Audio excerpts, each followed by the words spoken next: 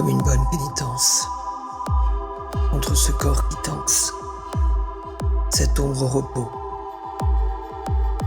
sa nature qu'on devine sans l'ombre d'un regret, qui se dit souveraine, qui souffre pourtant de ce lieu, parfois son enfer.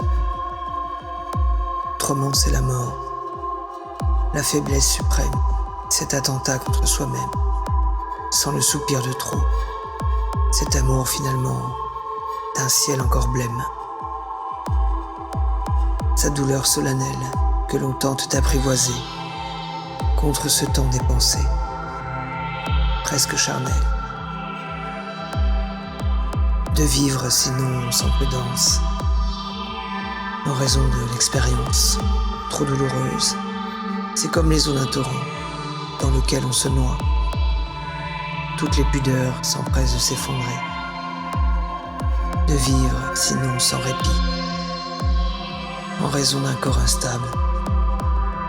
C'est comme foncer au cœur d'une tempête. Toutes les dépenses s'empressent de s'effondrer.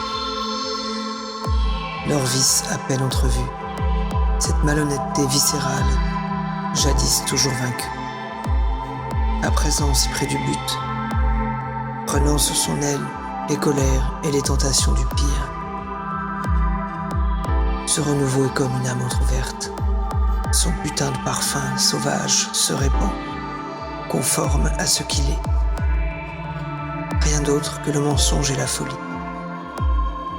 Que les nerfs et le train à pleine vitesse de la contre-colère finiront par écraser. Jusqu'à méconnaître de soi cette part impossible à tenir en l'état. Ce qui relève de glorieux naufrages. Le réveil toujours brutal dans la lumière édifiante. Alors on se tourne vers la vie encore, vers ses fondations intactes, nos murs encore debout, nos airs de grâce.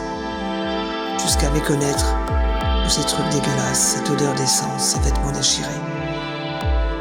Pour ne garder que l'espérance, sans jamais s'accorder le pardon.